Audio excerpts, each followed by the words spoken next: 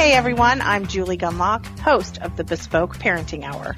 For those new to the program, this podcast is focused on how parents should custom tailor their parenting style to fit what's best for their families, themselves, and most importantly, their kids. Joining me today is Daly.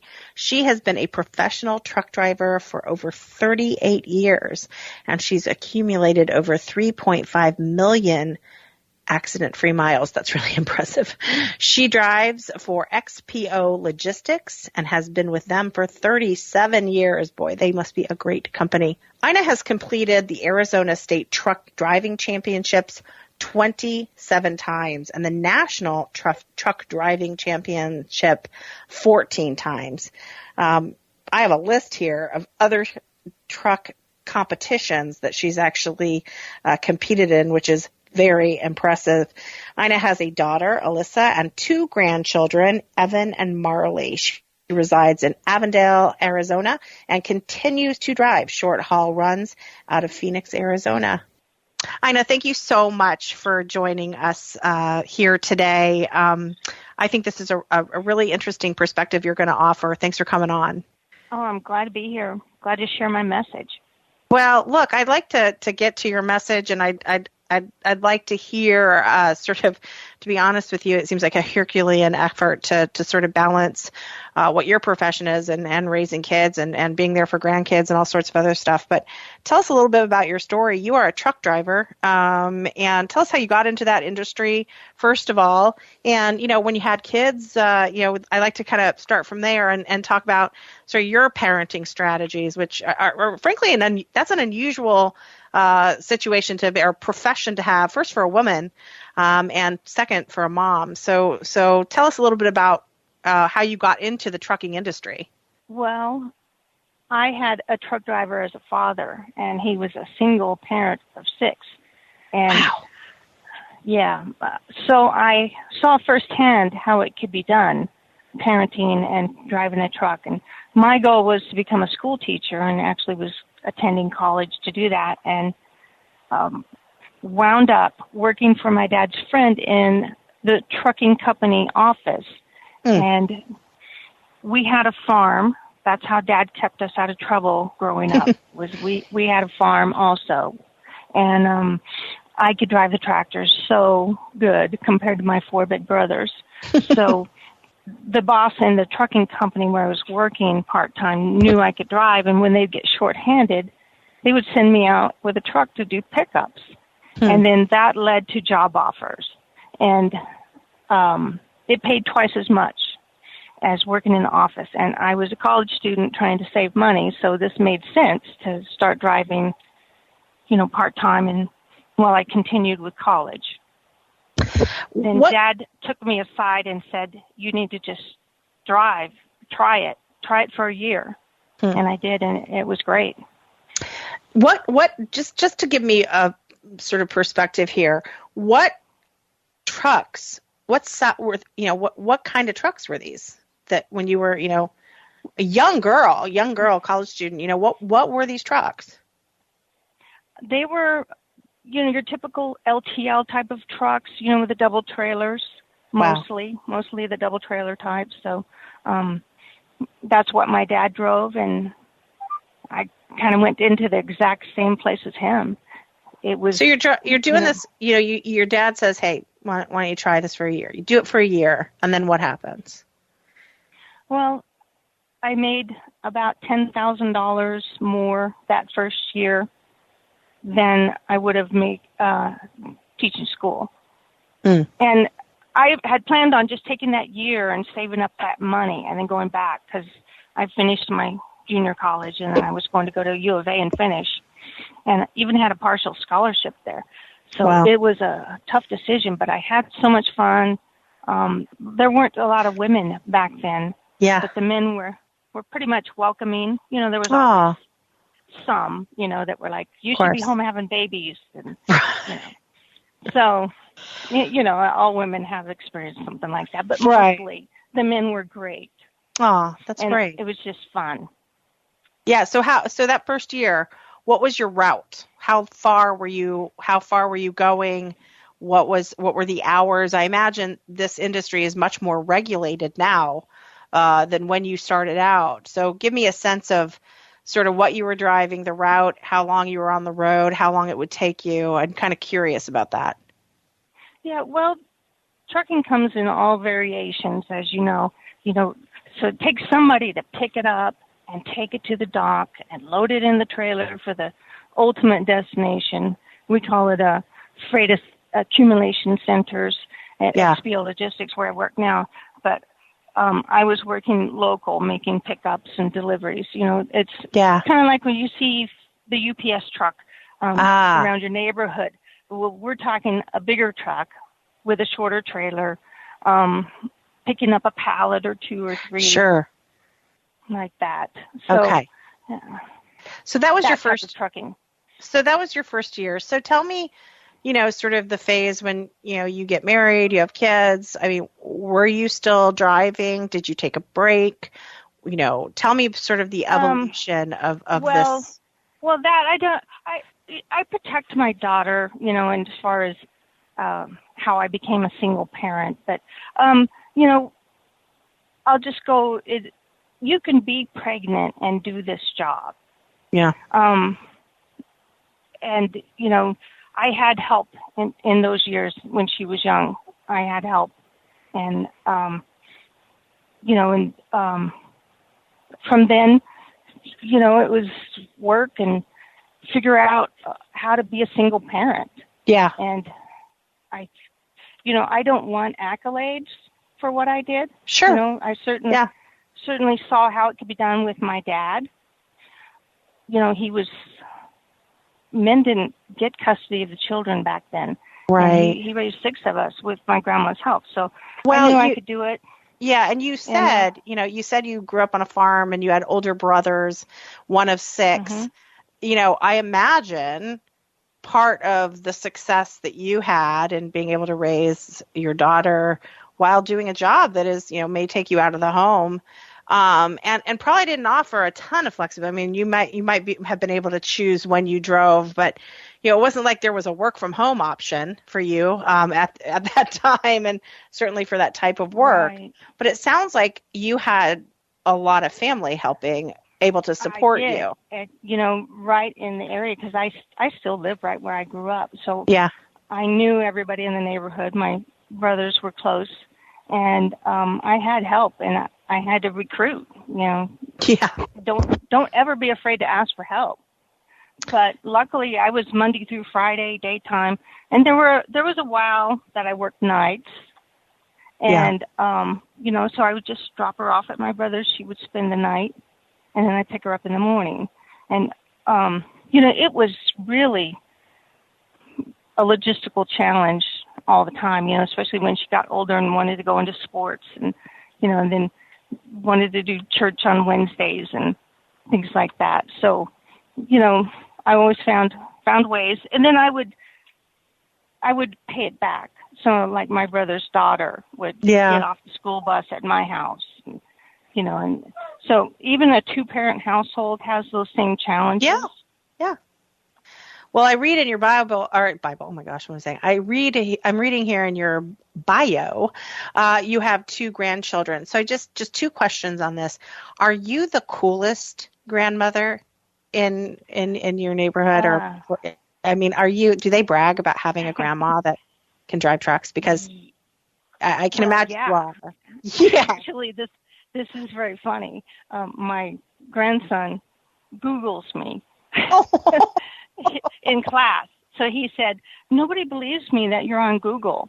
And then he says that he's on Google as well because there's pictures of him and I doing activities, trucking related activities. And so he thinks that's really cool to Google me in class. So, well, not to leave girls out, but I will tell you, I have 3 sons. And each of them went through a pretty remarkable truck phase, okay, where they had their trucks and they used to wash them. We would do, in my backyard, we would do the car wash, and they bring all their trucks out and we'd run them through the truck wash. And so, I think it's so great that you you have grandkids, but I don't know. I just got to say, boy, having a grandson and a grandmother who does this for a living is pretty darn cool. And I want to just mention there is a reason that you are on Google. You have won so many awards and championships. You won the Arizona State Trucking Driving Championship 27, or competed rather, in the Arizona State Truck Driving Championship 27 times. And the National Truck Driving Championships 14 times. Okay, the coolness factor here is going up and up and up. You competed as the Arizona State Champion in the NTDC in 4 different classes. I mean, it goes on and on. You won Arizona Trucking Driving Championship Rookie of the Year Award. So that must have been when you started out. And 2-time Arizona Grand Champion. I mean, yeah, I think you might be the coolest grandma in the world. So are you still driving? Yes, driving right now. Well, no, I'm parked right now, but I'm en route to California. Really? And what are you driving right now? I'm driving a Freightliner truck with 2 trailers behind me. Wow. And I drive for XPO Logistics in the LTL division of it. So you mentioned in the beginning of the podcast here that, you were one of very few women in the trucking industry when you started. What's it like now? Well, I think the numbers are in the 6 to 7% range with women in the industry. And certainly that's why I was anxious to share my message. I'm hoping that other women might consider trucking as a career. I've always said women could end that driver shortage that you hear so much about, but it's just convincing them to give it a try.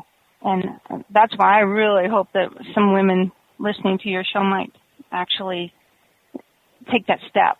Whether you're a mom, a single mom, you can work local like I did, or maybe you're an empty nester and you're wanting to try something different and you want to see the country.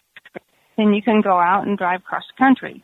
Or maybe you're a husband and wife team and you want to go see the country. There's all kinds of options, whether it be, like, I don't have a sleeper on my truck.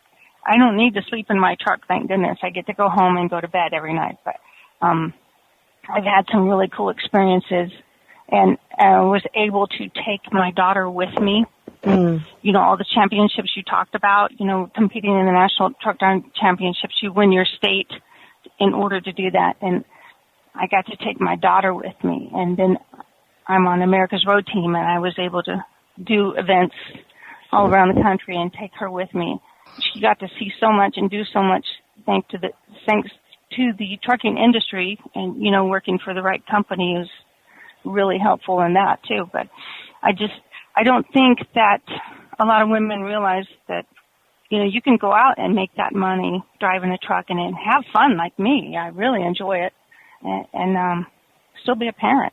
It's so great to hear you say that. And I also think now with so many educational options out there, I personally homeschool my child, my oldest son, and we call ourselves sort of COVID homeschoolers because we did it in response to the COVID shutdowns. But you think about, my goodness, first of all, what an education your daughter got, seeing the country, seeing different, and also seeing her mom, sort of having to handle this big truck and work in an industry where a lot of women, that's a great message also to send to your daughter, that you're working in this industry and have been for so long, in an industry that, obviously has a smaller number of women in it. But, today, if people wanted to get into this industry, you could actually homeschool if you wanted to, once you get to your destination. That's a good point. Yeah. Yeah. And there's so many, I imagine a lot of trucks now sort of have Wi-Fi. There's even online schools. So, you don't even, you could be in your vehicle literally trucking along, and that, that your child could be on an online class. So it's really wonderful. This is one of the reasons I so love technology, is because, and, my producer, Tim was once a guest on the show, and he's always sending like interesting sort of ideas of how to spy on my kid. You can jump in here, Tim, if you're disagreeing with anything that I'm saying, but there are just so many ways in which parenting is actually easier now, and educating kids is easier now.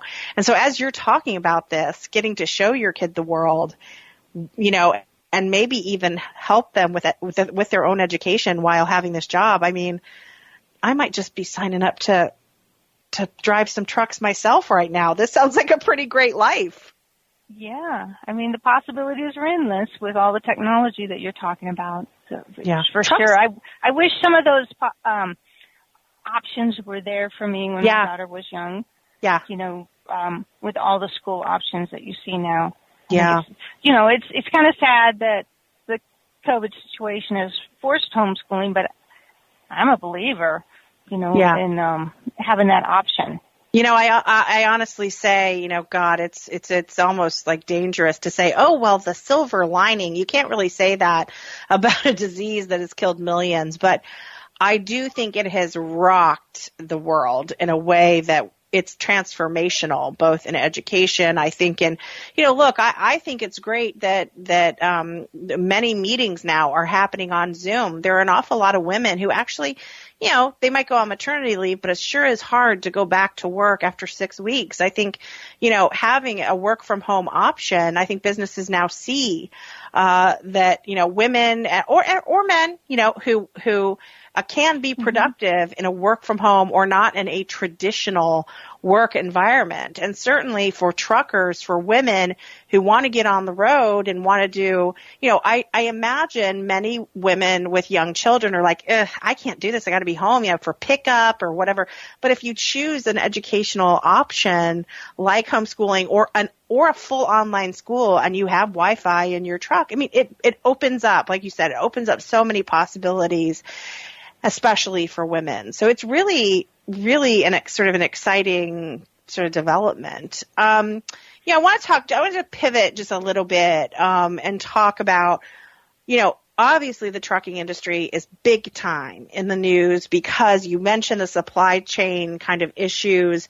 I know there are driver shortages. This is, sort of this, I think the economy is having a really hard problem with these sort of extended unemployment benefits, and then, do they, in some cases they might match, what a person can make in some jobs. You have driver compensation issues, where are trucks going to park? There's a whole lot of regulations, insurance, you name it. There's a ton of issues in the trucking industry. But I want to talk specifically about the supply chain and worker shortages. Is that something, that you're experiencing, backlogs or even like, trucks not being able to get to the location that they need to get to for various reasons? What have you experienced, in this area?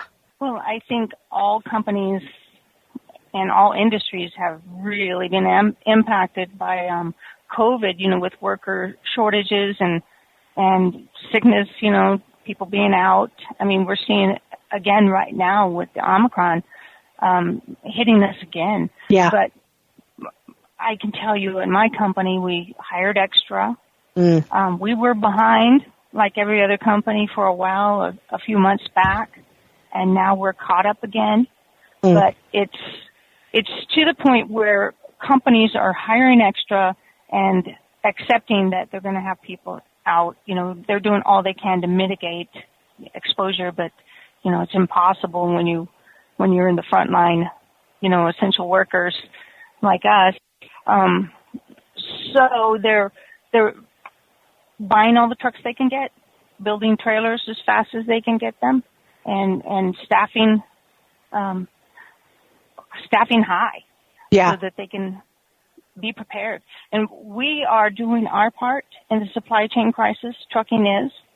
We're getting the freight from point A to point B, the problem, I think, right now with the supply chain is more so with, international problems with raw materials and manufacturing, and getting those container ships unloaded. We still see that problem over there in the port of LA and Long Beach, and they're working on it, but I think it highlighted the fact that we need to make changes. And like you talked about, the regulation had just gotten to be extreme. We're one of the most heavily regulated industries in the country, and it needed to be eased. We're limited on hours that we can work. Yeah. With driving, and there is you mentioned also the parking issue. That's a huge issue. We just had a big infrastructure bill passed, and not one mention of truck parking in that bill. But we are very grateful, though, that we're going to see some improvements in the roads because the potholes and the congestion. And I'm going to drive 11 hours in a day. Yeah. But very few drivers can actually drive that. Yeah. Average driver is only going to be 6.5 to 7 hours a day. That's a lot of wasted productivity because of traffic congestion and construction and, things like that. So, we really need to address congestion, and there's so much that needs to be done. I know they're working on it. Well, I think it also frustrated a lot of people in this country that you had an infrastructure bill, which should really be geared towards doing things like, transportation, like fixing the roads, as you said, the potholes and creating, larger parking spaces and providing for parking spaces for these big rigs, especially as we're having supply chain issues. I mean, that's part of it. You had a massive snowstorm in the Washington, D.C. area, and people were stuck in their cars, and truckers were stuck in their cars for over 24 hours.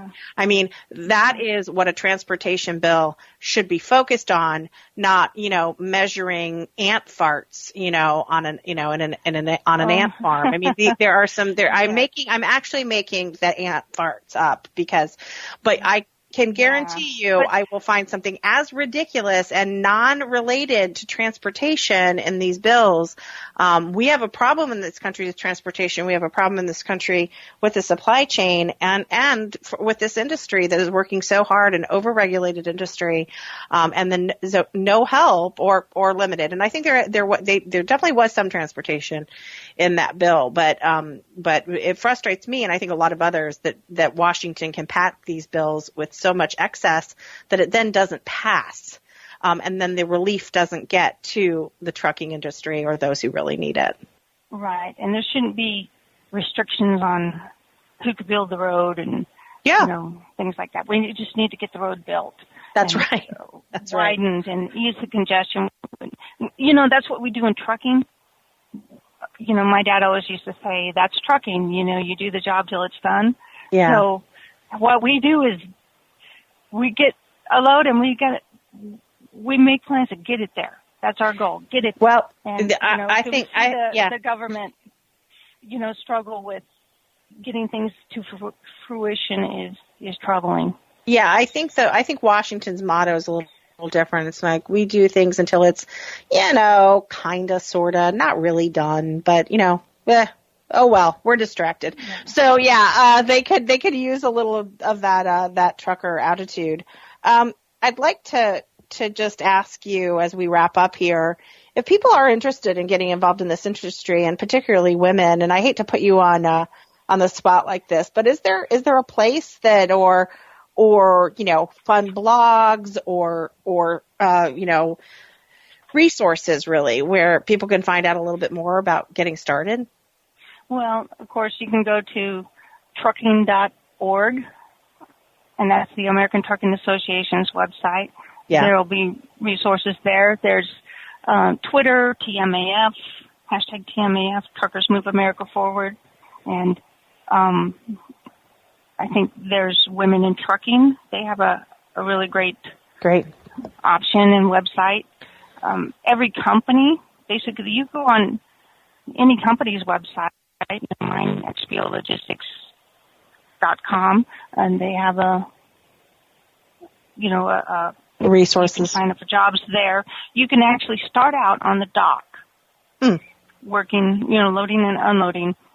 And they'll train you. They'll sign you up if you want. If you pass all the background check and all that, you can be trained to be a driver by drivers like me and earn a living doing it. So great. You can be a driver in just a few months. Well, Ina, you have been enormously informative and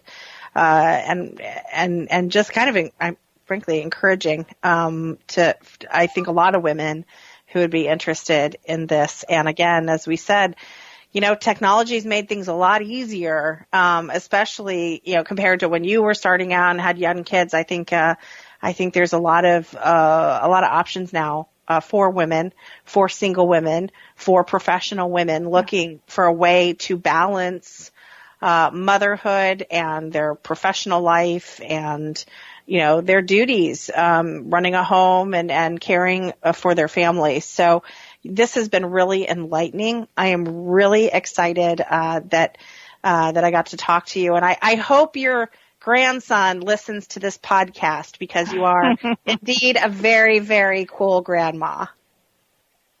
Well, thank you. And like I said, I just wanted my message to be, if you're looking for something more fun and more rewarding financially and you're a parent, consider it. There's a lot of women out here that would love to have you join us. That's so great. Thanks again for coming on, and I hope we can check back with you again on this really unique and interesting way to live your life and make a living. Well, thank you, Julie. And thanks for inviting me. It's really important to get our message out there, so thank you. Yeah, it's great. Thanks again. Thanks, everyone, for being here for another episode of the Bespoke Parenting Hour. If you enjoyed this episode or like the podcast in general, please leave a rating or review on iTunes. This helps ensure that the podcast reaches as many listeners as possible. If you haven't subscribed to the Bespoke Parenting Hour on iTunes, Spotify, Google Play, or wherever you get your podcasts, please do so you won't miss an episode. Don't forget to share this episode and let your friends know that they can get Bespoke episodes on their favorite podcast app. From all of us here at the Independent Women's Forum, thanks for listening.